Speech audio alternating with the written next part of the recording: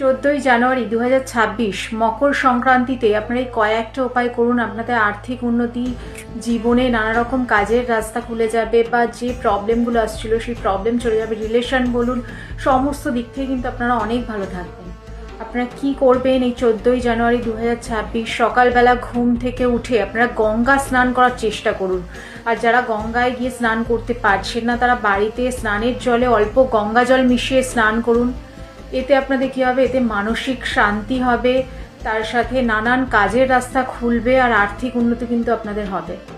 তারপরে স্নান টান করে নিলেন, আপনার একটা তামার ঘটি নিয়ে এই দিন সূর্য দেবতাকে যদি জল অর্পণ করতে পারেন, তামার ঘটি করে কিন্তু করতে হবে সূর্য দেবতাকে জল অর্পণ। তাতে কি হবে? আপনাদের মান সম্মান বৃদ্ধি পাবে, শরীর স্বাস্থ্য ভালো হবে, আর্থিক উন্নতি হবে কিন্তু।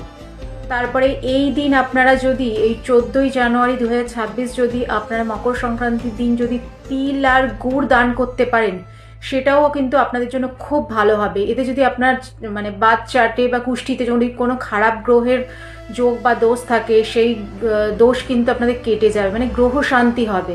তার সাথে নতুন কাজের জায়গা খুলবে, আর্থিক উন্নতি হবে, আপনাদের রিলেশন কিন্তু ভালো হবে। এই দিন যদি তিল আর গুড় দান করতে পারেন, গ্রহ শান্তির সাথে সমস্ত কিছু, এই রিলেশনের দিকটাও কিন্তু আপনাদের ভালো হবে। এই তিনটে উপায় যদি আপনারা করতে পারেন মকর সংক্রান্তির দিন, বিশ্বাস করুন আপনাদের কি কি প্রবলেমগুলো সলভ হবে, সমস্ত কিছুই তো বললাম।